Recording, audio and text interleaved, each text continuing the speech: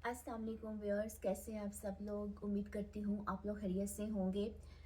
काफ़ी दिनों के बाद मैं जो हूँ कुछ नए टॉपिक्स पे बात करने जा रही हूँ।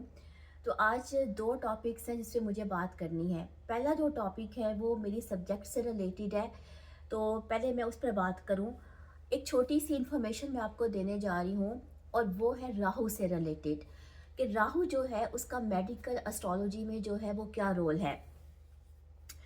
व्यूअर्स, राहु जो है वो बेसिकली जो है वो वॉट एनर्जी है, ठीक है, और वायो एनर्जी है। अब जो वॉट एनर्जी होती है वो कोल्ड होती है, वो ड्राई होती है और वो हल्की होती है, ठीक है। जैसे राहु की जो एनर्जी है, क्योंकि वो वायो है और उसके अंदर मोबिलिटी है, तो वो अपनी जो डायरेक्शंस है वो चेंज करती रहती है। अच्छा, अब राहु का जो रोल है वो मेडिकल एस्ट्रोलॉजी में क्या है। व्यूअर्स, राहु जो है वो मेडिकल एस्ट्रोलॉजी में, या अगर हम उसको इस पर्सपेक्टिव से देखें तो वो पेंडेमिक्स को दिखाता है, एपिडेमिक्स को दिखाता है। जैसे कि पिछले दिनों कोरोना की वबा फैली दुनिया में, जिसने दुनिया को हिला के रख दिया। उससे पहले जो वबाएं फैली, जिसमें कि प्लेग की वबा थी, ताउन जो फैला दुनिया में बहुत अरसा पहले, तो ये सब जो इस किस्म की जो चीज़ें हैं वो राहु के तनाजुर में जो है वो देखी जा सकती हैं। दूसरी बात है कि राहु जो है उसका ताल्लुक इम्यून सिस्टम के साथ भी है, क्योंकि वो वीक इम्यून सिस्टम को दिखाता है, ठीक है। अगर वीक इम्यून सिस्टम होगा तो उससे कुछ डीजनरेटिव डिजीजेस भी पैदा हो सकती हैं। जैसे कि राहु जो है व्यूअर्स, उसका ताल्लुक जो है वो जिस्म के अंदर जो टॉक्सिन्स इकट्ठे हो जाते हैं, पॉइजन्स इकट्ठे हो जाते हैं, उसके साथ है। इसके अलावा कैंसर जैसी डिजीज में भी जो है वो राहु की प्लेसमेंट को देखा जा सकता है। व्यूअर्स, बात यह है कि अगर राहु जो है वो कैंसर जैसी डिजीज को रिप्रेजेंट करता है तो वो उसके इलाज के साथ भी कनेक्टेड है, यानी कि वो रेडिएशन के साथ उसका ताल्लुक लिया जाता है। और रेडिएशन का जो तरीका इलाज है, आपको पता है, केमियो रेडिएशन जो है वो कैंसर के पेशेंट्स के लिए इस्तेमाल होती है।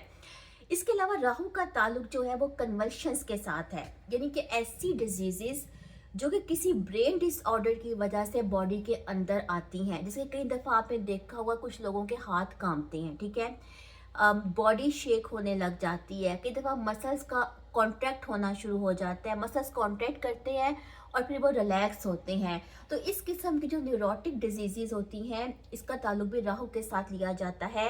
इसमें हिस्टेरिया जैसी बीमारी भी आ जाती है। कई दफ़ा लोगों को एंग्जाइटी की वजह से वॉमिटिंग होने लगती है, जो ट्रैवलिंग वॉमिटिंग के लोगों को होती है, जो ट्रैवल सिकनेस होती है, इस किस्म की जो चीज़ें हैं वो राहु के तनाजुर में जो है वो देखी जाती हैं।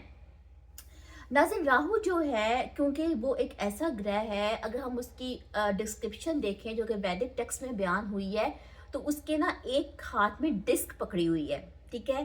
तो डिस्क से मुराद है कि जितने भी मॉडर्न वर्ड है और जो जो भी गेम्स आप नई से नई चीज़ें देखते हैं, इंटरनेट के हवाले से देखते हैं, जो नई गेम्स दुनिया में इंट्रोड्यूस होती हैं, ठीक है, और कई दफ़ा वो कुछ बड़ी डिस्ट्रक्टिव किस्म की भी होती हैं, तो उनका ताल्लुक भी राहु से होता है।